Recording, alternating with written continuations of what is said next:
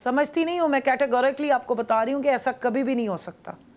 वो ये कह रहे हैं वापस इसके सबूत भी हैं। CNN के भाई ये दिखा दें सबूत अपने, इनका वो वेंटिलेटर भी था और इनकी वो ड्रिप भी थी। ये लेटे हुए थे सजदा रेज होके उनके सामने, हम नहीं लेटे। हमने अगर ये इनके बारहा बयानात आ रहे हैं शहबाज शरीफ के कि जी एब्सोल्युटली यस कहना चाहिए, अमेरिका तो हमारा रुए रवा है, उनको अपना रब मानते हैं, हम नहीं मानते। इन्होंने उनसे डीलिंग की, हमने नहीं की हुई हैं। हमने अगर उनसे माफिया मांगनी होती तो फिर हम इस लेवल पे ना आते। हम अब एक खुददार कौम के रिप्रेजेंटेटिव हैं और खुददार कौम की लीडरशिप इस तरह की हरकतें नहीं करती। हम उसकी कॉस्ट पे कर रहे हैं और हम बड़े फ़ख्र से पे कर रहे हैं, क्योंकि शुक्र अल्हम्दुलिल्लाह हमारे हाथों पे हमारी 80,000 लोगों का खून नहीं है जो ये मानते रहे और अब फिर मान रहे हैं सारी बातें।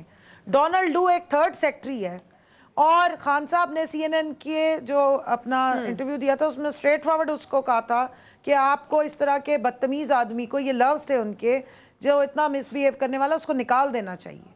तो जब इस लेवल तक जाके बात वो खुलेआम करते हैं, ये इनकी टांगे कांपती हैं, ये इनकी जानें निकलती हैं। वो एक एम्बेसडर यहाँ पे जो ब्रिटिश का है उसके मुंह में जाके केक ठुसा रहे हैं, सर गर्दनें नीचे करके बैठे हुए हैं। ये गुलाम लोग हैं, इनकी जायदादें उनके मुल्कों में पड़ी हुई है, हमारी नहीं पड़ी हुई है जो हम उनसे जाके माफिया मांगेंगे। इसी मामले पर अंसार भाई साहब ये भी फरमा रहे हैं कि एक मुबैना वीडियो एक ऐसी भी है जिसमें इमरान खान साहब अपनी वजारत उज़्मा के आखिरी दिनों में ये कह रहे हैं कि प्रिंसिपल सेक्रेटरी आजम खान को वो कह रहे हैं कि जो मरासला है लेट्स प्ले विद इट। तो ये तमाम अगर कंटेंट अदालत में गए या सुप्रीम कोर्ट में गए तो आपको लगता है कि things can be bad for you? जी बिल्कुल, मेरा ख्याल है साइफर को खोल के फिर डिक्लासिफाई करके दिखा देना चाहिए, क्योंकि साइफर पड़ा हुआ है और आई डोंट नो कि उसको खोलते हुए इनकी क्यों जानें निकल रही हैं, क्यों उसको बार बार झुटलाने की कोशिश कर रही हैं, जबकि मान चुके हैं नेशनल सिक्योरिटी कमेटी की 37वीं मीटिंग में भी जो इमरान खान साहब ने चेयर की थी, 38 वाली में भी माने हुए हैं, लेकिन जान निकली हुई है। ना असेंबली में उसको खोलने देते हैं, ना सुप्रीम कोर्ट उसको खोल रही है। वैसे तो रात के 12-12 बजे यहाँ पे सो मोटो एक्शन हो जाया करते हैं। साइफर को इतना अगर कुछ है ही नहीं था तो खोल ले। हम तो बता रहे हैं कि साजिश भी हुई है और जो जो लिखा हुआ है वो हो गया पाकिस्तान में। लेकिन उसके बावजूद बड़ा जब ये मरासला आया था, और वैसे एक और बात है मारिया, एक और सवाल है, अंसार अब्बासी साहब को ये सारी इंफॉर्मेशन कौन दे रहा है?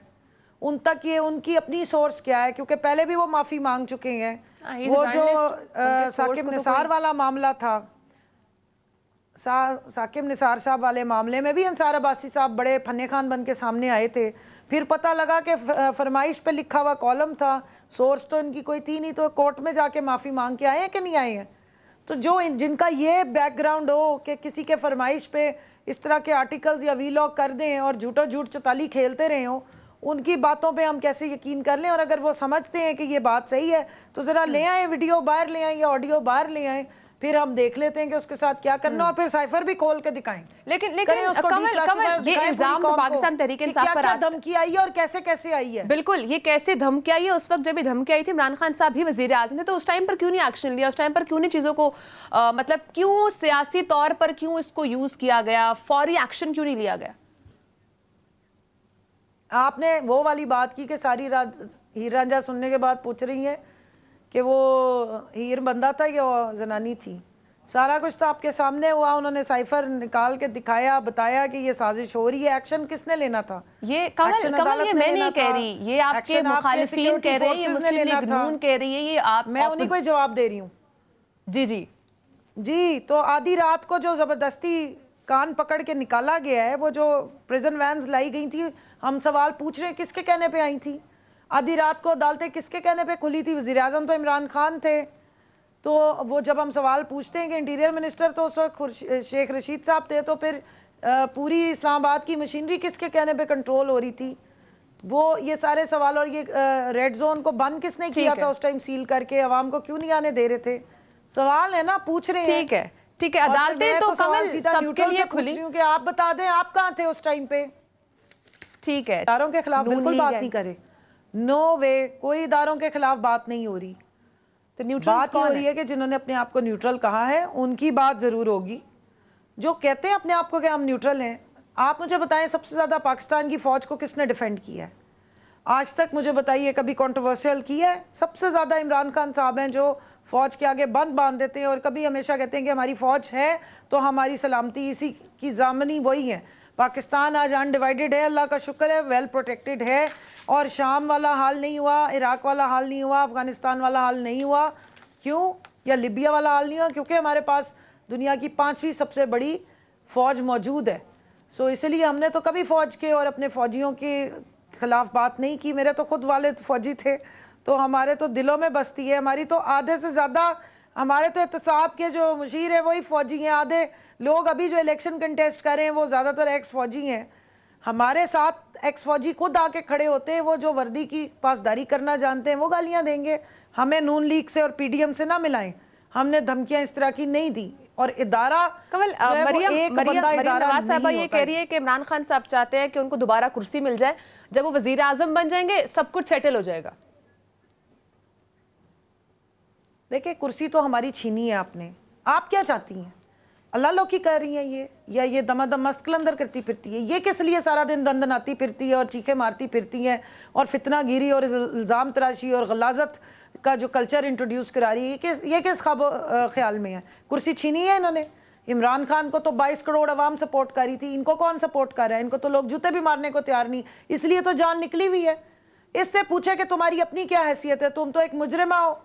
अगर ये तुम्हारे साथ लोग ना खड़े हुए होते और तुम्हारे पास ये वीडियोस ना होती तो तुम्हें तो अब तक जेल में होना चाहिए था, जिसकी आप क्या कहते हैं, कौन सी ईमानदारी की वजह से आप बाहर आई थी।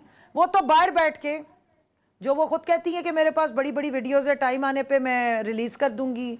मैंने भी देखी हुई है, मियाँ साहब ने भी देखी है, पता नहीं किस किस्म के बाप बेटी हैं। तो आपको लगता है कि ये वो ऐसे कुछ वीडियोस होंगी जिनकी वजह से आज लोग इक्तिदार में और मरियम नवाज साहबा बाहर हैं?